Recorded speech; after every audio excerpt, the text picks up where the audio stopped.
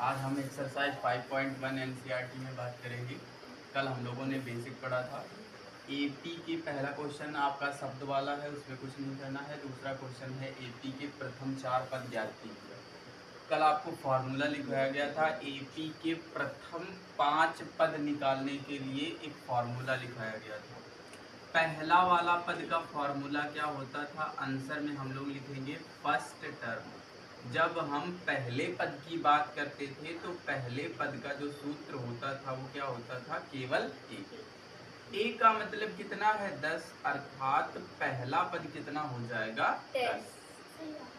दूसरा पद आपसे पूछ रहा है सेकंड पद का जो फॉर्मूला होता था ए प्लस कितना होता था? डी।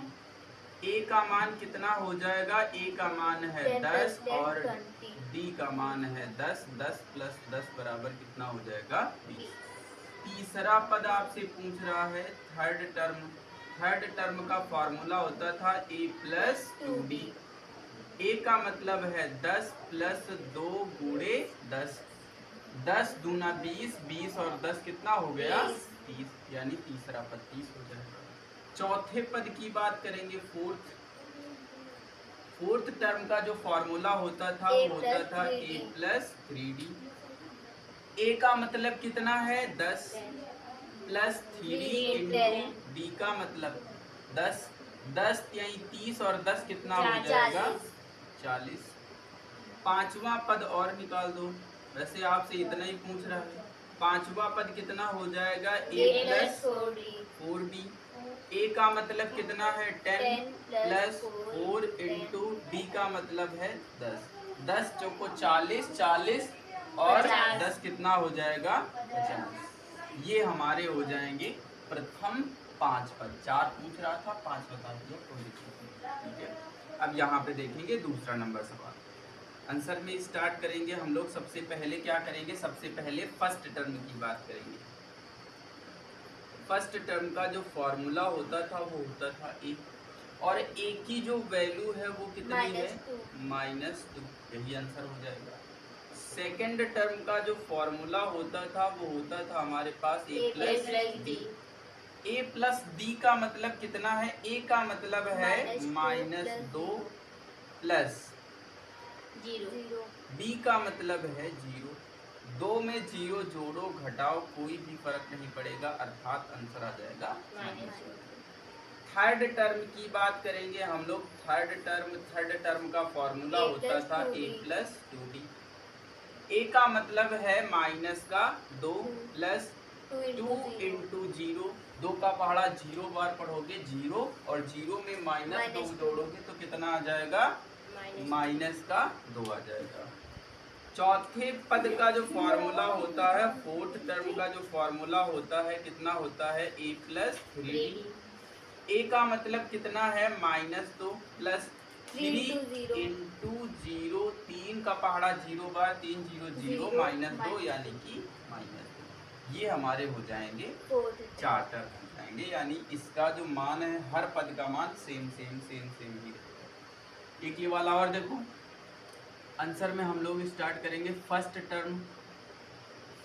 टर्म का जो फॉर्मूला होता है वो होता है हमारे पास ए, और ए का मतलब कितना है? 4। ए का मतलब 4। फिर इसके बाद सेकंड टर्म का जो फॉर्मूला होता है वो होता है ए प्लस डी। ए का मतलब कितना है? 4 प्लस डी का मतलब है -3। 4 में से 3 घटा दोगे कितना आ जाएगा? 1। थर्ड टर्म का जो फॉर्मूला होता है वो ए प्लस 2डी, अर्थात ए का मतलब है 4 प्लस 2 गुणे -3। 3 दूना 6 माइनस के और प्लस के 4, 6 में से 4 घटा दोगे -2।